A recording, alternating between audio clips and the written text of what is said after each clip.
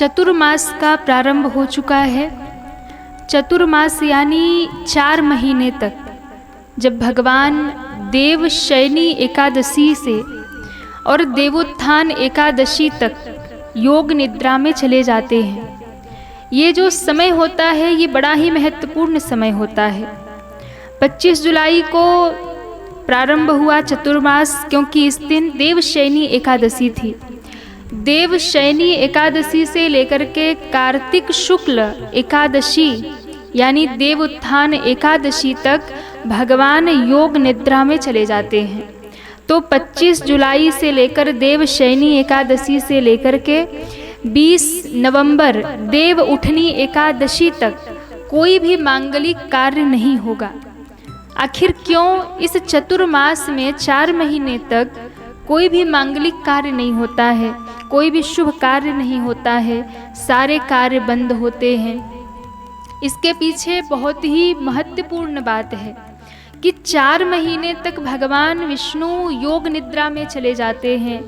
भगवान क्षीर सागर में शयन करते हैं, और जब भगवान विष्णु सो जाते हैं तो सारे देव सो जाते हैं, और जब सारे देव सो जाते हैं तब सारे मांगलिक कार्य बंद हो जाते हैं, सारे शुभ कार्य बंद हो जाते हैं। तो ये जो समय है 4 महीने का, इस 4 महीने में हम क्या करें और क्या न करें, क्योंकि ये चतुर्मास का जो समय होता है ये बड़ा ही महत्वपूर्ण होता है।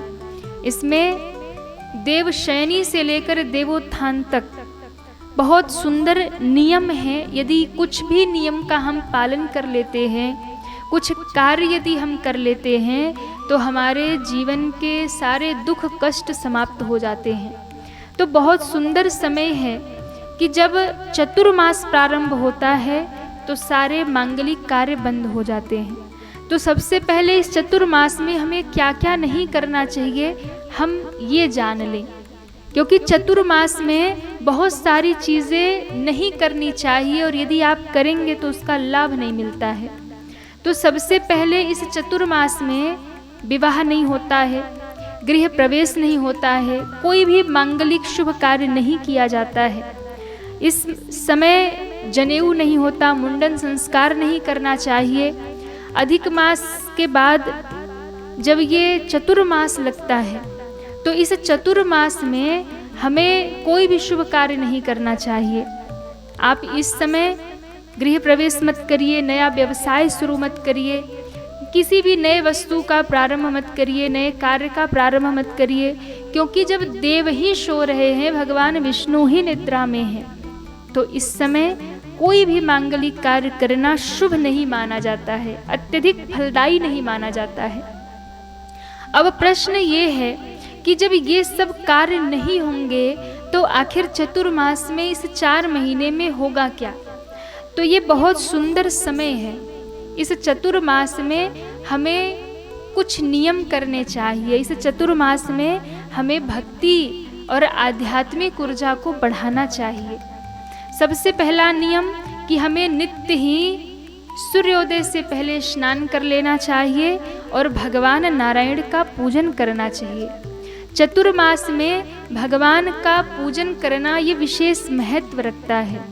अधिक से अधिक इस चतुर्मास में हमें मंत्र का जाप करना चाहिए। हमें चतुर्मास में तुलसी की सेवा करनी चाहिए, जिससे भगवान नारायण अति प्रसन्न होते हैं।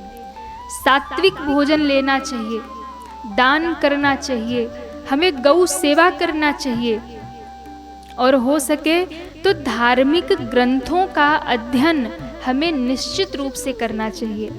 चतुर्मास में जब सारे मांगलिक कार्य बंद हैं, सारे शुभ कार्य बंद हैं, तो इस समय हमें अपनी आध्यात्मिक ऊर्जा को बढ़ानी चाहिए, हमें अपनी भक्ति को बढ़ाना चाहिए, हमें ज़्यादा से ज़्यादा भगवत भजन करना चाहिए। ये समय बड़ा महत्वपूर्ण है। इस समय क्योंकि श्रावण मास से ही अधिक मास प्रारंभ होता है, तो इस समय भगवान शिव का अभिषेक जरूर करना चाहिए। श्रावण मास से ही चतुर्मास प्रारंभ होता है, और इस चतुर्मास में जब श्रावण सबसे पहले आता है तो हमें शिव अभिषेक करना चाहिए। हमें तुलसी पूजन करना चाहिए। आंवले का वृक्ष लगाइए, तुलसी का वृक्ष लगाइए, जरूरतमंद की सेवा करिए, उन्हें दान करिए। नित्य हो सके तो हनुमान चालीसा का पाठ करिए, शिव चालीसा का पाठ करिए। इस समय पर चतुर्मास जब आप कर रहे हैं, चतुर्मास के संपूर्ण नियम का पालन नहीं कर सकते तो कुछ ही नियम का पालन यदि हमने कर लिया तो इससे भी हमें बहुत बड़ा लाभ होगा। हमारी आध्यात्मिक उन्नति में, हमारी भक्ति को बढ़ाने में बहुत बड़ा लाभ होगा। तो इस चतुर्मास में जब आप थोड़े थोड़े नियमों का पालन करेंगे तो इससे भी आपको भगवान की भक्ति प्राप्त होगी। इस चतुर्मास में क्या नहीं करना चाहिए? सबसे बड़ी बात कि आप छोटे छोटे नियम का पालन करिए, क्रोध मत करिए, किसी की निंदा मत करिए। इस चतुर्मास में निंदा, दूसरे की बुराई करना, दूसरे की निंदा करना, ये महापाप बताया गया है। बिल्कुल भी हमें किसी की निंदा चुगली नहीं करनी चाहिए। तामसिक भोजन का त्याग करना चाहिए, नशा इत्यादि से दूर रहना चाहिए और इस समय किसी का भी अपमान मत करिए। झूठ और कपट से दूर रहिए। साधना का अर्थ यही होता है। भक्ति के मार्ग में, साधना के मार्ग में आगे बढ़ने से पहले हमें इस सारे नियम का पालन करना चाहिए, इन सारे नियम को अपनाना चाहिए। जब आपने झूठ नहीं छोड़ा, आपने कपट नहीं छोड़ा, ईर्ष्या नहीं छोड़ी, दूसरों की निंदा नहीं छोड़ी, तो आपकी भक्ति बेकार है। कपट नहीं छोड़ा, दूसरों को धोखा देना नहीं छोड़ा, दूसरों से जलना नहीं छोड़ा, आप दूसरे का सुख देखकर जल रहे हैं, आप दूसरे की निंदा कर रहे हैं, आप क्रोध कर रहे हैं, आप सारे गलत काम कर रहे और उसके बाद भक्ति कर रहे, तो वो भक्ति फलीभूत नहीं होगी। साधना का नियम है। तो इस चतुर्मास में आप जो भी नियम कर रहे हैं वो निष्ठा पूर्वक करिए, पर उसके साथ साथ इन सारी चीज़ों का ध्यान रखिए। इस चतुर्मास में प्रतिदिन तुलसी जी के नीचे एक दीप जरूर समर्पित करें। ये चतुर्मास आत्मचिंतन का महीना है। ये चतुर्मास, ये 4 महीने साधना का है, जप तप और सेवा का है।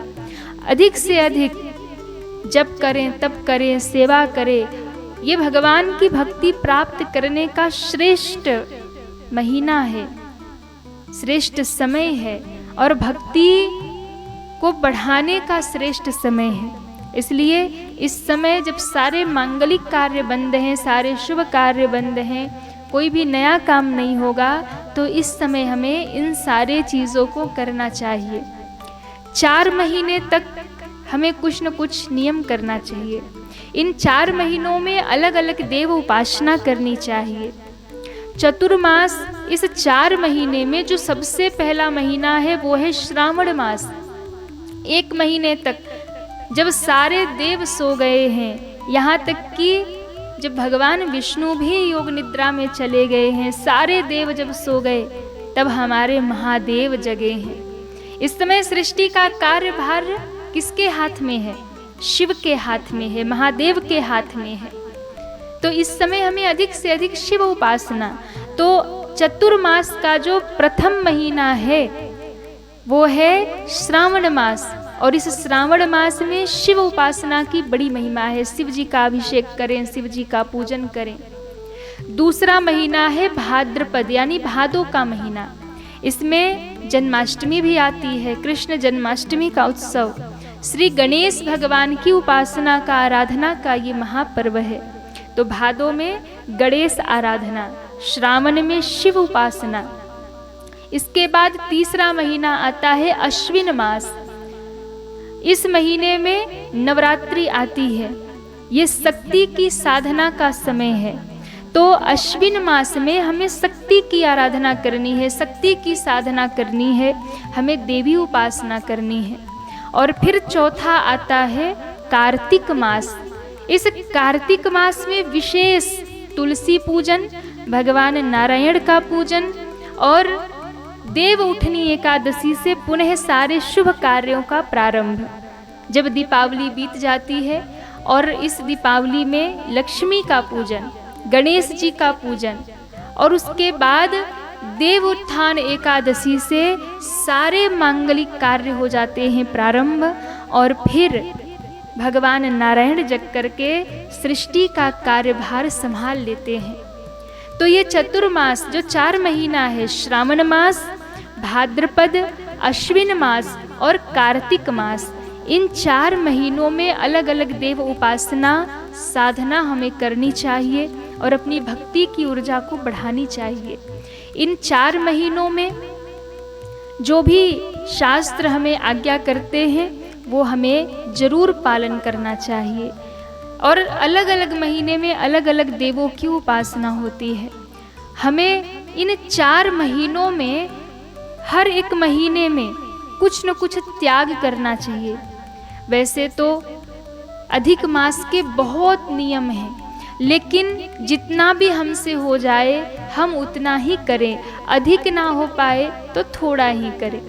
इस श्रावण में हमें क्या त्याग करना है? 4 महीनों में 4 चीज़ों का त्याग करें।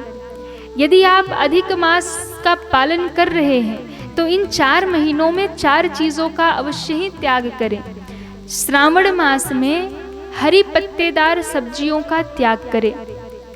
जो हरी पत्तेदार सब्जियां हैं इनका त्याग बताया गया है, क्योंकि श्रावण में अत्यधिक वर्षा होती है और उन पत्तियों में बहुत से कीड़े होते हैं, जिसके कारण से श्रावण मास में हरी पत्तेदार सब्जियों का त्याग बताया गया है। इसके बाद दूसरा महीना आता है भाद्रपद। तो भाद्रपद में हमें दही का त्याग करना चाहिए। तीसरा महीना आता है अश्विन मास। इस अश्विन मास में हमें दूध का त्याग करना चाहिए। अश्विन में दूध नहीं पीना चाहिए। और चौथा महीना है कार्तिक मास। इस कार्तिक मास में हमें मसूर की दाल, उड़द की दाल इत्यादि दालों का त्याग करना चाहिए। ये जितने भी नियम चतुर्मास के बताए गए हैं ये सारे वैज्ञानिक कारण से ही बताए गए हैं। यानी आयुर्वेद शास्त्र में जब आप इस चीज का अध्ययन करेंगे तो आप पाएंगे कि ये सारी चीज़ें अलग अलग महीनों में खाने के लिए मना किया गया है और इसका कारण भी है। और ये हमारे शास्त्र भी कह रहे हैं कि आप जब नियम का पालन कर रहे हैं, साधना की मार्ग में हैं, तो इन सब चीज़ों का आप त्याग करिए। तो हमारे जो ऋषि मुनि हैं वो वैज्ञानिक हैं, उन्होंने जो चीज़ें बताई हैं हमें उन चीज़ों का पालन करना चाहिए, तो हम स्वस्थ भी रहेंगे और हम आध्यात्म के मार्ग में, साधना के मार्ग में भी आगे बढ़ते रहेंगे। तो इन 4 महीनों में इस दौरान जब कोई शुभ कार्य नहीं होना है, कोई भी शादी विवाह, मुंडन, गृह प्रवेश, भवन निर्माण, नया काम, कोई भी कार्य जब नहीं होगा तो हमें ज़्यादा से ज़्यादा व्रत, पूजा, सेवा, दान, धर्म, जप, तप करना चाहिए, जिससे विशेष भगवान की कृपा हमारे ऊपर बरसती है। तो इस चतुर्मास में कुछ नियम का पालन हमें अवश्य करना चाहिए।